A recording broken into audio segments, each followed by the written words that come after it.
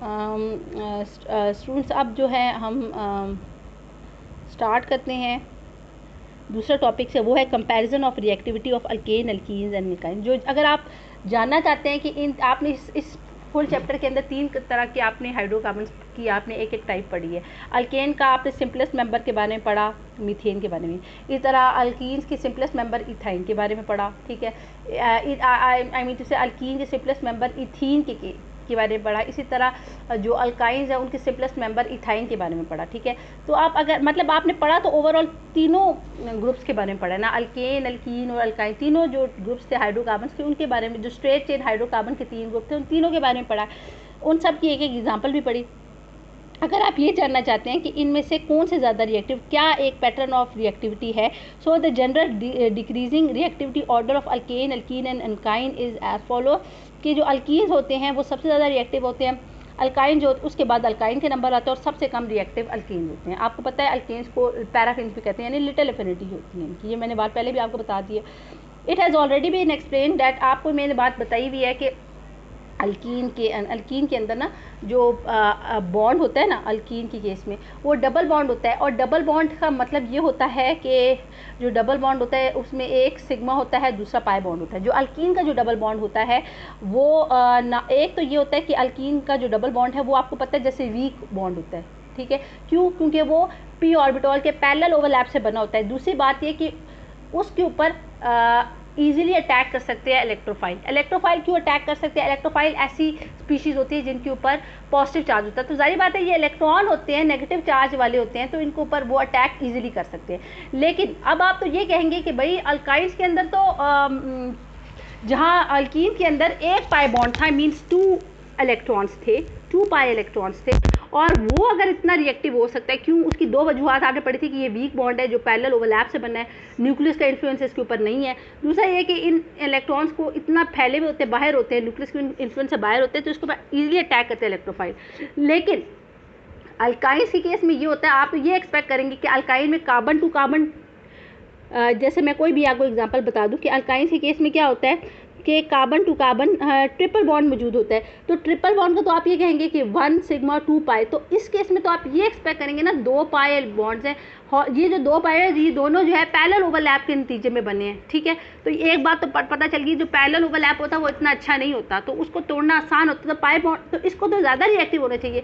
लेकिन एक और मसला है कि ये जो 2 पाई बॉन्ड्स के इलेक्ट्रॉन्स कितने हो गए? कुल 4। ये जो 4 पाई इलेक्ट्रॉन्स हैं ये, क्योंकि अब ये 4 पहले ही दोनों कार्बन के दरमियान 2 सिग्मा थे, प्लस 4 पाई इलेक्ट्रॉन हो गए।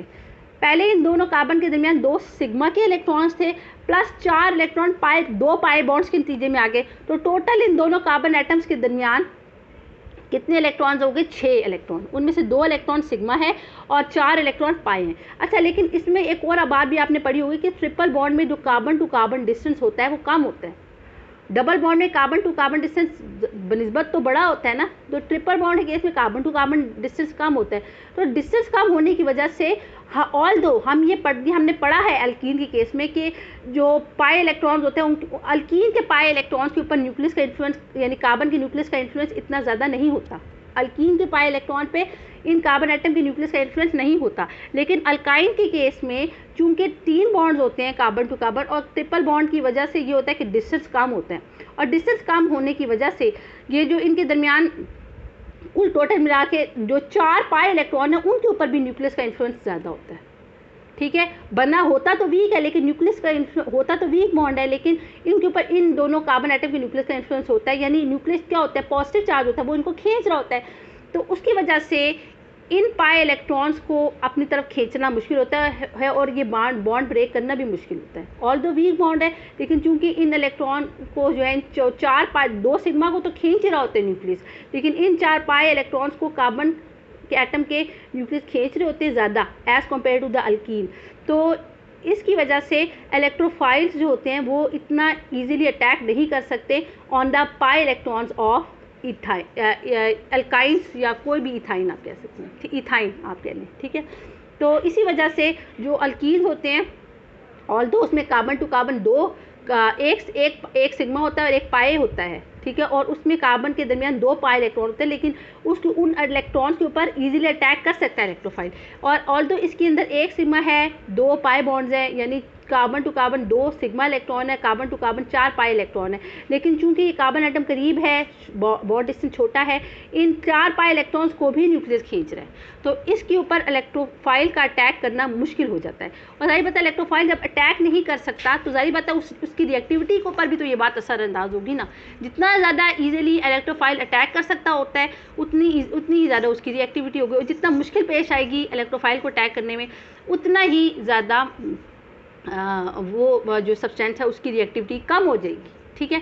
इसी वजह से अल्कीन सबसे ज़्यादा रिएक्टिव है, देन अल्काइंस है, और उसके बाद सबसे कम रिएक्टिविटी अल्केन्स ही है। अलबत्ता एक और बात है कि अगर आप न्यूक्लियोफिलिक रिएजेंट्स से दोनों का रिएक्शन कराएं, अल्काइंस हो, एक तरफ आपके पास अल्काइन हो और दूसरी तरफ आपके पास अल्कीन हो, तो न्यूक्लियोफिलिक ऐसे न्यूक्लियोफाइल्स क्या होते हैं जिनके ऊपर नेगेटिव चार्ज, तो नेगेटिव चार्ज जो स्पीशी है वो अल्काइन के साथ ज़्यादा इजीली रिएक्ट करेगी, लेकिन न्यूक्लियोफाइल के साथ अल्काइन की रिएक्टिविटी ज़्यादा होगी as compare to the alkene की निस्बत। ये बात समझ आ गई? तो यही आपके टॉपिक में भी लिखा है, वो पढ़ के भी मैं आपको बता देती हूँ।